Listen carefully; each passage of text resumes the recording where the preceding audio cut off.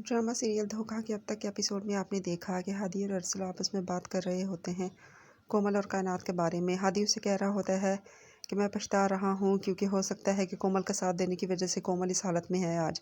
लेकिन अरसला उससे कहती है कि तुमने सिर्फ सच्चाई का साथ दिया है और नेकी की है, तुम्हारा इसमें कोई कसूर नहीं है। ये बात कर ही रहे होते हैं कि नीचे उसकी फूफो और चाचू लड़ना शुरू हो जाते हैं। और जब हादी नीचे जाने लगता है तो अरसला उसे मना कर देती है। वो दोनों दरअसल इस बात पर लड़ रहे होते हैं कि कोमल के बाप उसे अपनी बीवी को कह रहे होते हैं कि तुमने बहुत गलत किया है अपनी बेटी के साथ और तुम उसका साथ भी नहीं दे रही, जबकि वो इसी बात पर अड़ी हुई हैं कि उसका घर बस जाए।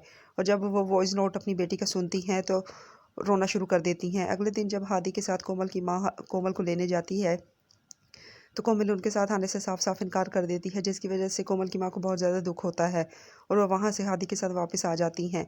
और जब बाद में उसे कॉल करती हैं तो कॉल पर भी कोमल बदतमीज़ी करना शुरू कर देती है, क्योंकि कोमल ऐसे हालात में रह रही है इसलिए वो ज़हनी तौर पर बहुत ज़्यादा अपसेट हो चुकी है। कायनात को अहमद घर तो ले आया है लेकिन उसके घर में अब जगह नहीं है।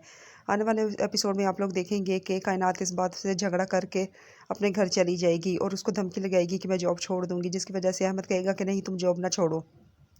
अभी तो अहमद के सारे घर वाले कायनात के आगे पीछे हो रहे हैं, क्योंकि उनको लगता है कि कायनात उनका घर का खर्चा सारा उठाएगी क्योंकि वो अच्छी जॉब कर रही है। इसीलिए तो इसी लालच में वो कायनात को अपने घर लेकर आए हैं।